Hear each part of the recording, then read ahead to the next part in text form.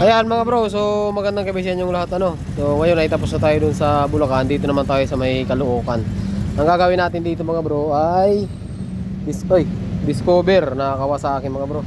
So ang problema kasi nito ay patay-patay. Ang problema, yung mga karburador wala na, pinagpapalitan na ng Pantimix na kasi nakalagay dito eh.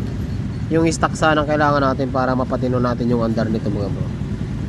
So ano lang naman, ang issue lang naman nito ni bro ay patay-patay. Sobrang init, pag ginamit namamatay lagi. Yun lang ang problema. Nakakaapat na mekaniko na daw siya. Apat ba sabi ni bro? Lima. Ay 5 mekaniko na mga bro ang gumawa. Pang-anim na tayo.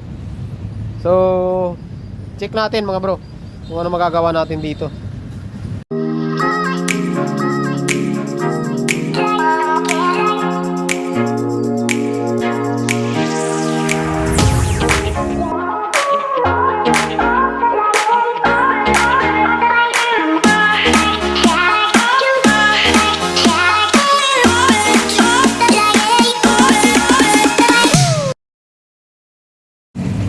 Yeah mga bro, so update tayo dito sa Discover.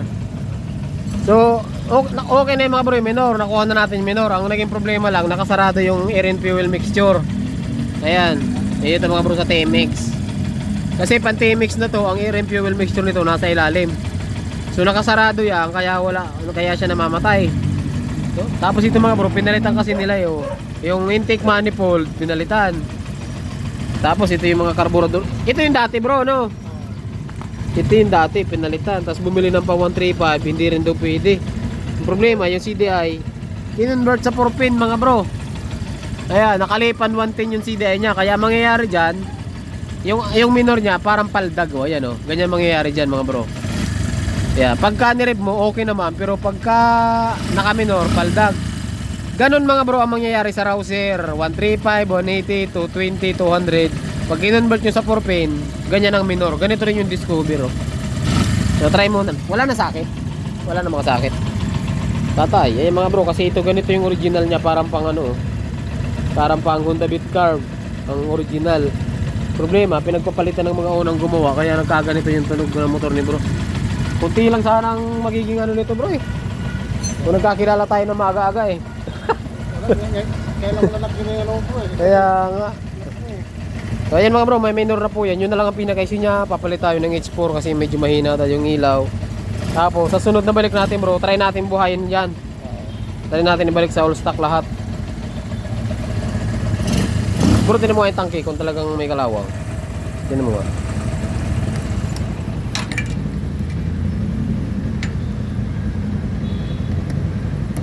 Ay, mahina na. May data. Ay, mayroon niya. Mayroon niya, bro. Malawang. Tama itong may filter. Tama kang may filter, bro.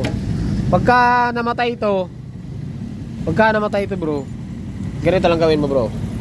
Pagka namatay ito. Kasi possible kasi bumaba ang kalawang dyan. Ito. Dapat lagi ka may bao na flat screw, bro.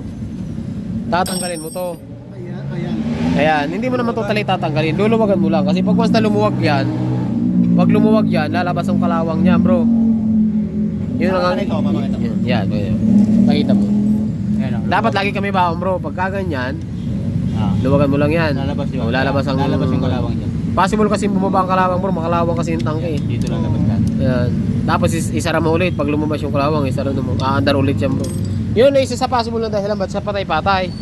Kasi okay naman siya, bro eh. Okay na naman siya eh. Ayan, yun lang mga bro. Ito, pinalitan din yung mo ng Pantimix. Ba't ang daming pinalitan bro? Ito, pinalitan, hindi na rin to stock. Itong flasher mo, pinalitan, hindi na rin to stock. Ang stock naman yata, ignition coil. Ignition coil, wala na rin bro. Iba na rin to. Puti. Ha? Ah, ignition coil. Akala ko starter relay. Ayun na nga. Wala na to. Ay, okay na naman to mga bro, magagamit naman to.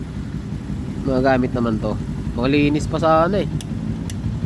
So ayan, hanggang dito lang yung video natin mga bro. Hindi natin to mababalik sa stock kasi wala tayong oras. Gabi na rin kasi. Dinaanan lang natin to si bro.